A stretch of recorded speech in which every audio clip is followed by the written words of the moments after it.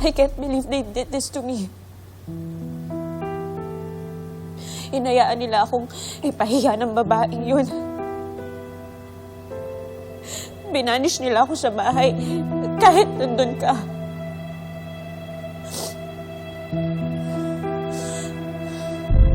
Ma, you know why they did that to you? It's your fault.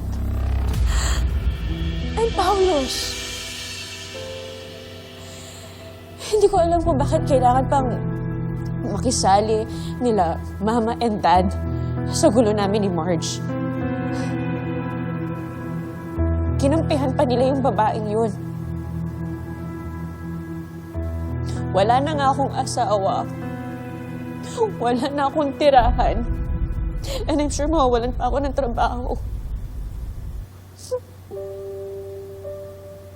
Wala nang natira sa akin. But I'm here.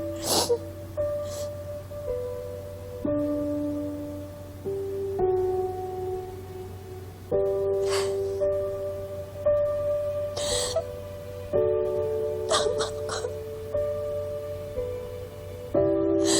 Tama ka, anak. Patawarin mo ko.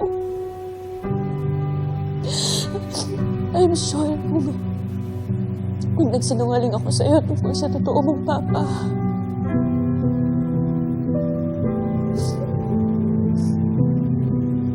I refuse to do that, Ma. Si Papa pa rin ang tatay ko. As in, si Edward Torrecampo. That will never change. I wish he was here. And I really miss him. And I'm sorry kung wala ang papa mo dito. I'm sorry sa lahat ng pagkakamali na gawa ko. It's okay. We'll get through this. Together.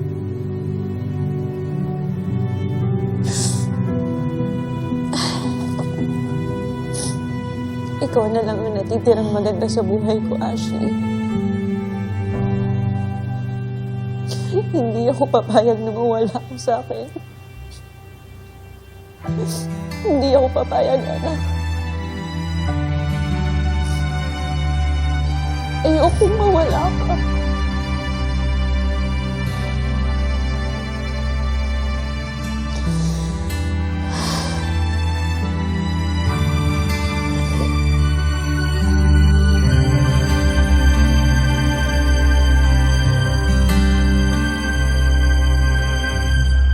Sir, thank you for listening to our pitch. Looking forward for our future partnership? You're welcome. Sir. I'll go ahead. Sige, sir. Uy, wala ka pa ng cellphone dyan. Nakakaya sa client. Eh, may nagpadala ng link sa akin. Ano yan? Edward, heads up lang ha. I don't think magugustuhan mo itong nasa video. Itong babaeng to, siya lang naman si Thea Villarreal, sorry Campo. Inahas ang asawa ko at nagpabuntis siya sa kanya. Hindi uso ang hiya sa kanya dahil pinako lang naman niya sa asawa niya na kapatid ng asawa ko ang bunga ng kalaswaan nila. Ano? Gusto mo tumigil ako, Paolo? Grabe.